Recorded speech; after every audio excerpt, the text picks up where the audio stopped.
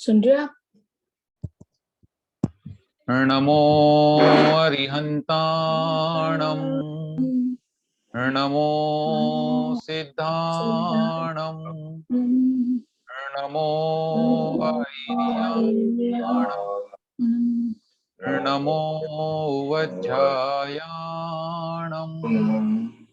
नमो लोये सवसाहुणम् जयत्यशेषामरमौलिलालितं सरस्वती त्वत्पदपङ्कजद्वयं हृदि स्थितं यज्जनजाड्यनाशनं रजो विमुक्तयतीत्यपूर्वताम्। पंच परमेष्टि भगवान की जय। देवादिदेव श्री 1008 ऋषभ देव भगवान की जय। परम पूज्य आचार्य श्री पद्मनंदी जी महाराज की जय। परम पूज्य आचार्य श्री विद्यासागर जी महाराज की जय। द्वादशांग जिनवाणी माता की जय। आज 15वें काव्य से हम अध्ययन शुरू कर रहे हैं। आइए इसका उच्चारण करते हैं। सचक्षुरप्येष जनस्त्वया विना सचक्षुरप्येष जनस्त्वया विना यदन्ध एवेति विभाव्यते बुधैः यदन्ध एवेति विभाव्यते बुधैः तदस्य लोकत्रितयस्य लोचनम् तदस्य लोकत्रितयस्य लोचनम् सरस्वती त्वं परमार्थदर्शने सरस्वती त्वं परमार्थदर्शने। सभी बोलते हैं हम। सचक्षुरप्येष जनस्त्वया विना यदन्ध एवेति विभाव्यते बुधैः तदस्य लोकत्रितयस्य लोचनम् सरस्वती त्वं परमार्थदर्शने। सच्चक्षुः सच्चक्षुः अपि एषः अप्येषः, यहाँ लिखा था रप्येषः, र को विसर्ग हो गया, अ बचा, फिर अपि प्लस एषः, ये यण संधि हो गई थी, ई को यह हो गया था क्योंकि ई के बाद भिन्न स्वर आ गया। जनः त्वया विना यत् अंधः एव इति, एवेति एव प्लस इति विभाव्यते बुधैः तदस्य तत् प्लस अस्य लोकत्रितयस्य लोचनम सरस्वती त्वं परमार्थ दर्शने। अर्थ बनता है सरस्वती, हे माँ जिनवाणी, हे माँ सरस्वती, त्वया विना, पहली पंक्ति में आया शब्द त्वया विना, आपके बिना, एषः जनः, यह व्यक्ति, सच्चक्षु अपि, अर्थात अच्छी आंखों वाला होकर भी, बड़े ही सुंदर नेत्रों वाला होकर भी, यत यानी क्योंकि, अंधः एव, अंधा ही है, क्योंकि अगर सरस्वती नहीं है अर्थात ज्ञान नहीं है तो आंखों का सुंदर होना किसी काम का नहीं है। तो आपके बिना यह व्यक्ति अच्छी आंखों वाला होकर भी अंधा ही है, इति इस प्रकार, बुधई ही विभाव्यते, बुद्धिमान लोग है ना, जो ज्ञानी लोग हैं, विद्वान लोग हैं, उनके द्वारा विभाव्यते माने माना जाता है।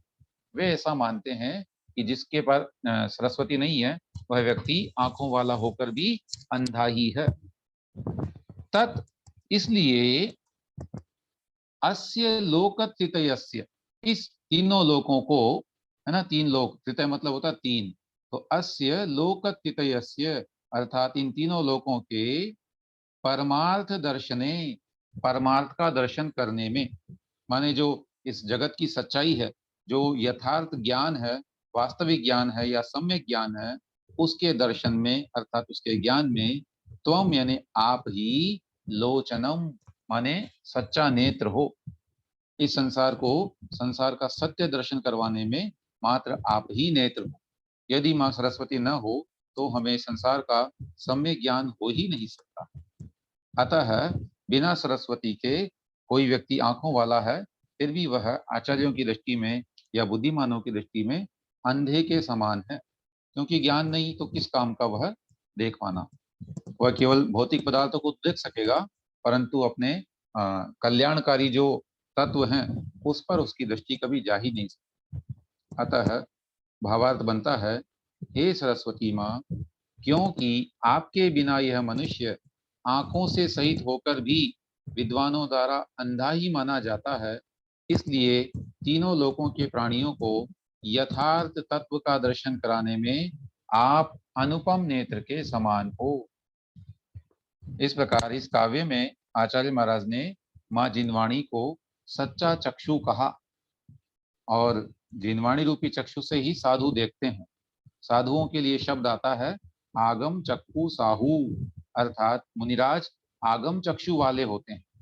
वे हमारी आपकी तरह इन चर्म चक्षुओं से नहीं अपितु ज्ञान चक्षुओं से देखने का प्रयास करते हैं यथासंभव, और ज्ञान दृष्टि उनकी प्रत्येक पदार्थ में झलकती है ना। वो जब भी किसी वस्तु को देखेंगे तो वह ज्ञान चक्षु से देखेंगे, और यही उन्हें जो है मोक्ष मार्गी बनाती है। तो ये ज्ञान चक्षु किसकी कृपा से मिलता है? माँ सरस्वती की कृपा से मिलता है, जिनवाणी की कृपा से मिलता है। चलिए ठीक है, अगला काव्य। गिरा नर प्राणितमेति सारताम, गिरा नरप्राणितमेति सारताम् कवे त्ववक्त्रे त्वगुणेन सा च गीः, कवे त्ववक्त्रे त्वगुणेन शाच्यगिः इदं द्वयं दुर्लभमेव ते पुनः, इदं द्वयं दुर्लभमेयते पुनः प्रसादलेशादपि जायते नृणाम्। प्रसादलेशादपि जायते नृणाम्। हाँ, पूरा उच्चारण नविता जी आप ही करिए एक बार इसका। गिरा गिरा नरप्राणितमेति सारतां कवेत्यवक्त्रत्वगुणेन साच्यगिः इदं द्वयं दुर्लभमेव ते पुनः प्रसादलेशादपि जायते नृणाम्। बहुत बढ़िया। अब देखें क्या कह रहे हैं आचार्य। गिरा नर प्राणितम, प्राणितमेति लिखा था, इसमें से प्राणितम और एति ये दो शब्द निकल आएंगे। सारताम कवित्व वक्तृत्व गुणेन सा च गीः, इस पंक्ति में संधि नहीं। इदम द्वयम दुर्लभम एव ते पुनः प्रसाद लेशात अपि, लेसादपि, सो लेशात प्लस अपि, संधि का नियम कल भी समझा था हमने। अर्ध तकार के बाद में यदि स्वर आए तो उस तकार को तृतीय वर्ण अर्थात द हो जाता है। जायते नृणाम, क्या बनेगा अर्थ? कह रहे हैं गिरा, गिरा माने वाणी के द्वारा, गी ही शब्द बोलते हैं वाणी को, तो गी ही गिरौ गिरह इत्यादि शब्द रूप चलते हैं इसके, और तृतीय एक वचन में बन जाता है गिरा। गिरा माने वाणी के द्वारा नर प्राणितम, नर यानी मनुष्यों का, प्राणित माने जीवन, है ना, जीवित शब्द भी आता है, जीवितम प्राणितम अर्थात जीवन, मनुष्य का जीवन वाणी के द्वारा सारताम एति, सारपने को प्राप्त होता है, फलवत्ता को प्राप्त करता है, माने फलीभूत होता है। अगर वाणी न होए तो मनुष्य का जीवन बेकार है, क्योंकि वह कुछ बोल ही नहीं पाएगा तो उसका कौन समझेगा, और वाणी से ही मनुष्य की शोभा होती है। और आगे कह रहे हैं साच गी ही, वो गी माने वह वाणी, वो कैसे फल वाली होगी या वो कैसे सारपने को प्राप्त करेगी?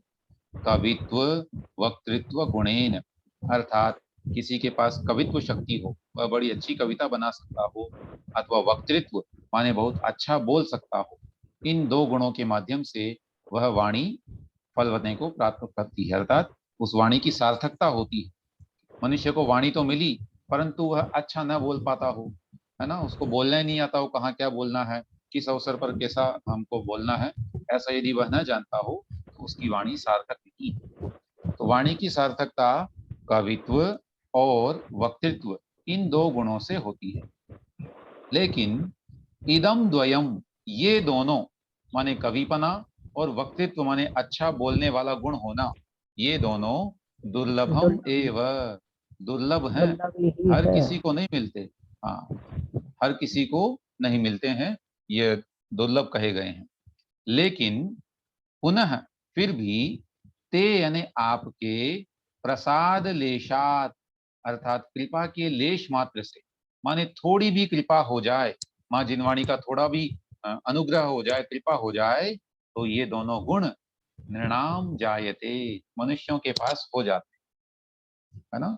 जिसके पास में कविता शक्ति होती है तो कहा जाता है कि इस व्यक्ति पर सरस्वती की बड़ी कृपा है, ये तो साक्षात सरस्वती का अवतार है, सरस्वती तो इसके मुख पर विराजती है।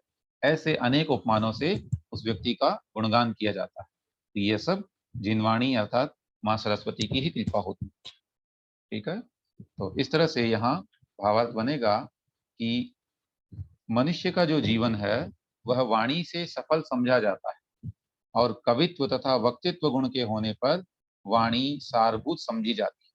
किंतु इस संसार में कविपना और वक्तापना दोनों ही दुर्लभ हैं, परंतु आपके थोड़े से प्रसाद से यह दोनों गुण बात ही बात में प्राप्त हो जाते हैं। उदाहरण के तौर पर हम समझना चाहें, अपन वर्तमान में हमारे जितने भी गुरु महाराज हैं, है ना, जितने भी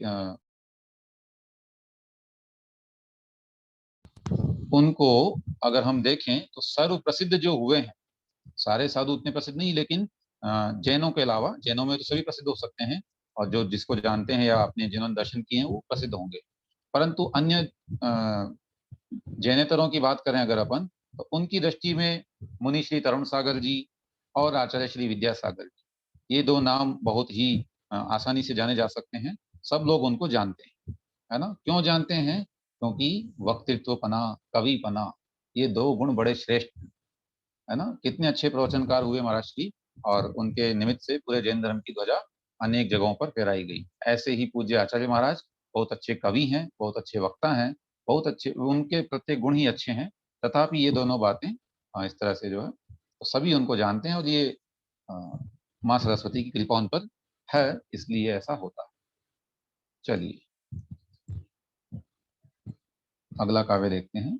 अतः पिछले वाले काव्य मैंने माँ जिनवाणी की कृपा से ही हम कवित्व को प्राप्त कर सकते हैं, तो हमें जिनवाणी की आराधना करनी चाहिए और अपने ज्ञान गुण को बढ़ाने का हम प्रयास कर सकते हैं। काव्य क्रमांक 17। नृणाम भवत् सन्निधि संस्कृतं श्रवो,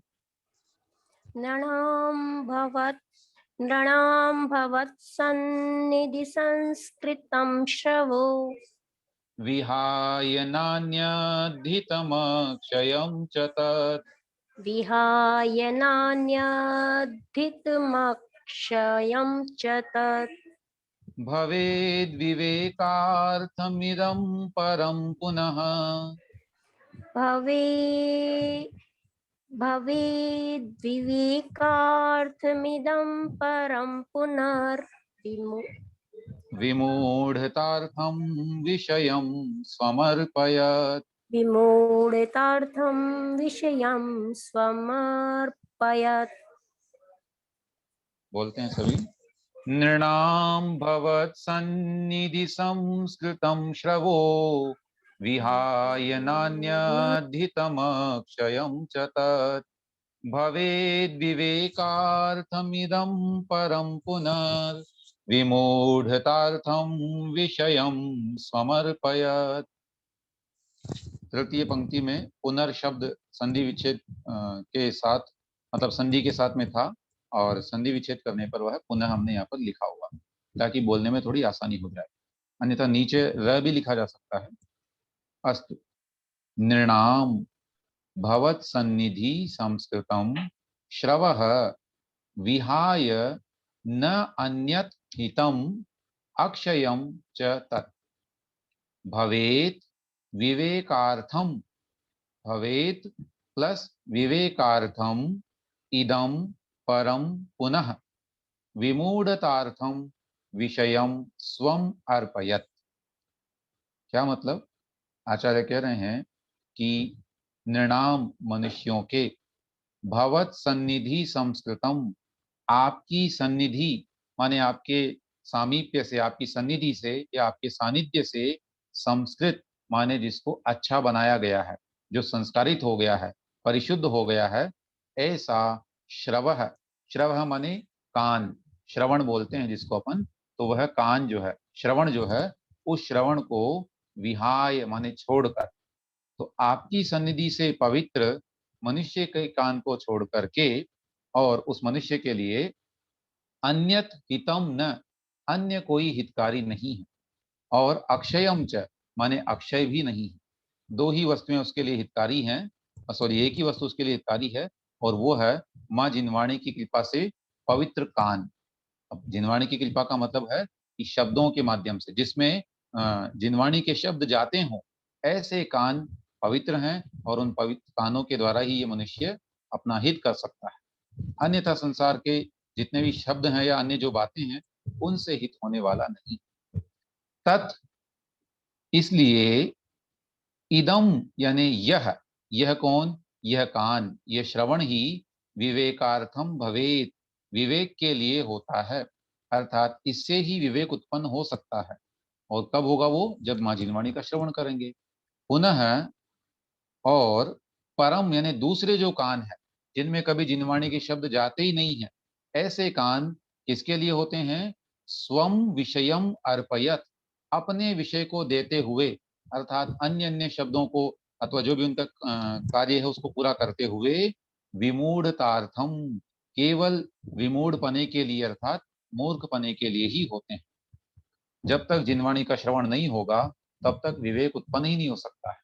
और जिस कान में कभी जिनवाणी न जाती हो, वह कान कभी आपका कल्याण नहीं कर सकते, क्योंकि विवेक ही नहीं होगा। क्या हितकारी है, क्या हितकारी है, संसार के अहित करने वाले विषय को भी हितकारी मानते रहेंगे, है ना। आज की जनरेशन में देखो, अभी एक बड़ा अच्छा उदाहरण आया कि जो कोल्ड ड्रिंक्स होती है, उसको लोग बड़ा ही पेय पदार्थ के रूप में अच्छे शौक से पीते हैं, और मानते हैं कि हमने बहुत अच्छा कार्य किया।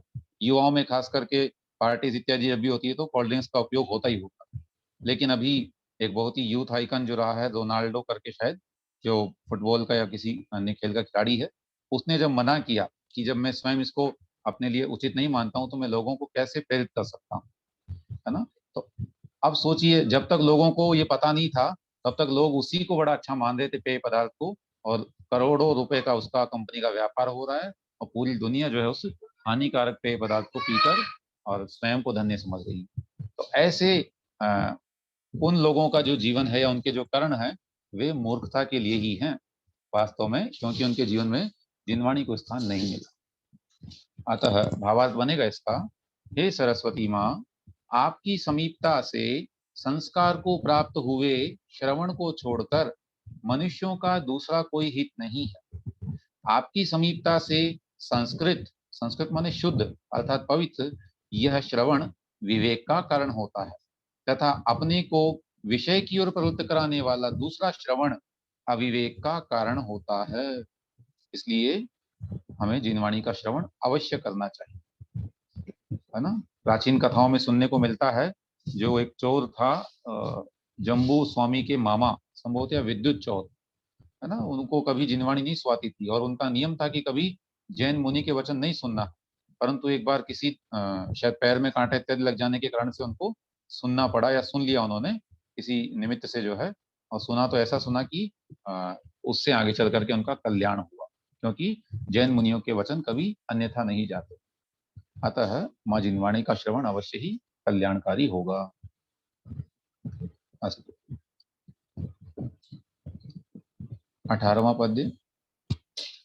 कृतापिताल्वोष्ठपुटादिभिर्नृणाम् प्रतापिताल्वोष्टपुटादिभिर्नृणाम् त्वमादिपर्यन्तविवर्जितस्थितिः त्वमादिपर्यन्तविवर्जितस्थितिः इति त्वयापि दृशधर्मयुक्तया इति त्वयापि दृशिधर्मयुक्तया स सर्वथैकान्तविधिर्विचूर्णितः स सर्वथैकान्तविधिर्विचूर्णितः।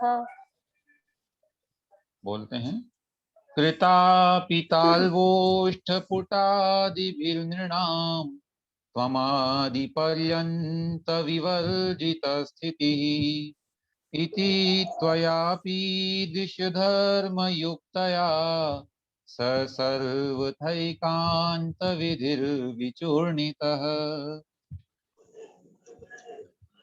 कृता अपि तालु ओष्ठ पुट आदिभिः तालवोष्ठ तालु ओष्ठ जैसे ई के बाद कोई स्वर आए तो उसको यह होता है, ऐसे ऊ की मात्रा के बाद में अगर अन्य कोई स्वर आता है तो ऊ को वह हो जाता है। जैसे तालु प्लस ओष्ठ, ऊ और ओ को मिलकर के वो बन गया तालवोष्ठ। तो कृता अपि तालु ओष्ठ पुट आदिभिः नृणाम त्वम आदि पर्यंत विवर्जित स्थिति ही। त्वमादि लिखा है, त्वम प्लस आदि पर्यंत विवर्जित स्थिति ही। इति त्वया अपि ईदृश धर्म युक्तया सह सर्वथा एकांत विधि ही विचूर्णितः। कह रहे हैं जिनवाणी माँ से कि कृता अपि आप की गई हो, बनाई गई हो, रचित हो, तालु ओष्ठ पुटादि, अर्थात तालु और ओष्ठ के पुट माने होठों के जो अपने ये पुट बने हुए हैं, पुट बोलते हैं ऐसी आकृति जो जैसे दोना बनता है ना, दोनों हाथों को जोड़ करके जो हम बनाते हैं उसे पुट बोलते हैं। तो हमारे होठों का भी पुट बना हुआ है जब हम शब्दों का निर्माण करते हैं। तो तालु और ओष्ठ के पुट आदि से, किनके? नृणाम यानी मनुष्यों के। तो अर्थ होगा कि मनुष्यों के तालु और ओठ यानी होंठ आदि के जो पुट हैं उनसे कृता अपि बनाई होकर भी, अर्थात रची जाकर भी, क्योंकि हम जो जिनवाणी का श्रवण करते हैं वो कैसे आती है?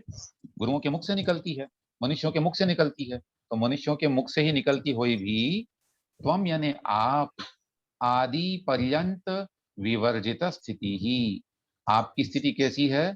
आदि और पर्यंत से विवर्जित है, माने न आपका आदि है न कभी आपका अंत हो सकता है ना। एक मिनट।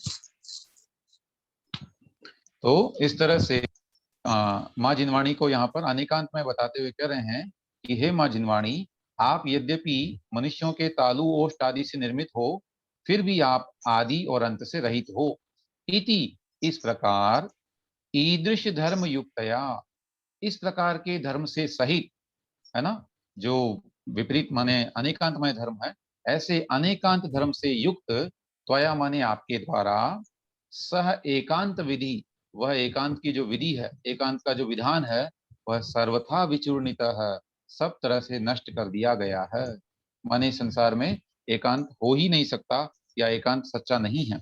आपने तो अपने जो स्वरूप है उससे भी ये सिद्ध कर दिया, क्योंकि आप कैसे स्वरूप वाली हो। सर्वप्रथम तो कहा कि आप मनुष्यों के होठ से निकलती हो या तालु इत्यादि से निकलती हो, तो इसका मतलब तो आपका आदि होना चाहिए। जन्म देने वाला कौन हो गया? मनुष्य। तो इसका मतलब शुरुआत हो गई आपकी, और अंत भी होना चाहिए, क्योंकि जब शब्द कान तक पहुंचते हैं उसके बाद गायब हो जाते हैं। लेकिन ऐसा नहीं है, ऐसा होते हुए भी माँ जिनवाणी आदि अंत से रहित है, यही उसका अनेकांत है। अतः भावार्थ बनेगा, हे भारती, यद्यपि आप मनुष्यों के तालु और ओष्ठपुट आदि के द्वारा उत्पन्न की गई हैं, तो भी आपकी स्थिति आदि और अंत से रहित है, अर्थात आप अनादि निधन हैं। इस प्रकार अनेकांत धर्म से संयुक्त आपने सर्वथा एकांत विधान को नष्ट कर दिया। ठीक है ना। यहाँ माँ जिनवाणी को अनेकांतमय बताते हुए उसकी वर्णना की गई है कि हे माँ जिनवाणी, वास्तव में अनेकांत धर्म ही सच्चा धर्म है और ये आप अपने स्वरूप से भी सिद्ध करती हैं। अन्य अन्य आचार्यों ने अथवा स्वयं आचार्य पद्मनंदी महाराज ने पहले जो अपने सच्चे देव हैं उनमें अनेकांत धर्म को सिद्ध किया था कि आप एक भी हैं, अनेक भी हैं, नित्य भी हैं, कथनचित अनित्य भी हैं, ऐसे भगवान को सिद्ध किया था। यहाँ माँ जिनवाणी के स्वरूप को अनेकांतात्मक सिद्ध किया है और ऐसा हमने यहाँ पर पहली बार ही पढ़ा है। जिनवाणी में अनेकांत की स्थापना आचार्य महाराज ने बड़े अच्छे से यहाँ पर की। चलिए आइए आगे बढ़ते हैं। गाथा क्रमांक 19। जो लोग अगली बार भी एग्जाम देना चाहें तो ऐसे श्लोकों को बिल्कुल नोट करके रखना चाहिए। बहुत अच्छा श्लोक था ये 18वां और इसको याद करना चाहिए अथवा लिखना चाहिए। अपि प्रयाता वशमेक जन्मनि अपि प्रयाता वशमेक जन्मनि द्युधेनु चिंतामणि कल्प पादपाः द्युधेनुचिन्तामणिकल्पे पादपः फलन्ति हि त्वं पुनरत्र वा परे फलन्ति हि त्वं पुनरत्र वा परे भवे कथं तैरुपमीयसे बुधैः। भवे कथं तैरुपमीयसे बुधे। बोलते हैं अपि प्रयाता वशमेक जन्मनि द्युधेनु चिंतामणि कल्प पादपाः फलन्ति हि त्वं पुनरत्र वा परे भवे कथं तैरुपमीयसे बुधैः। अपि प्रयाताः वशम एक जन्मनि द्युधेनु चिंतामणि कल्पपादपाः फलन्ति हि त्वं पुनः अत्र वा परे भवे कथम तैः उपमीयसे बुधैः। कह रहे हैं द्युधेनु अर्थात कामधेनु। द्यु माने होता स्वर्ग, तो स्वर्ग में पाए जाने वाली गाय अर्थात देवताओं की जो गाय या सुरधेनु कहा जाता उसको, ऐसी कामधेनु और चिंतामणि और कल्प पादप यानी कल्प वृक्ष, ये सब वशम प्रयाता। वशम यानी वश में, प्रयाता माने गए हुए, प्राप्त हुए, तो वश में आए हुए भी अर्थात ये चीजें सिद्ध भी हो जाए, हमारे पास ये उपलब्ध हो जाए, तो ये भी फिर भी एक जन्मनि फलंती, ये केवल एक जन्म में ही फल देती है ना। कल्प वृक्ष कब तक फल देंगे? जब तक उस जीव की आयु है, उसके बाद तो वो नष्ट हो जाएगा, अर्थात उसको कल्प वृक्ष फल नहीं दे पाएगा। तो ये तीनों चीजें अथवा जो भी संसार के अभिष्ट पदार्थ हैं वे सब एक ही जन्म में फल देते हैं। परंतु त्वम, आप जिनवाणी माँ, आप तो अत्र वा परे वा भवे अर्थात इस भव में हो चाहे पर भव में हो, दोनों ही भव में फलंती अर्थात फल देती हो, आप तो उभय फल देने वाली हो।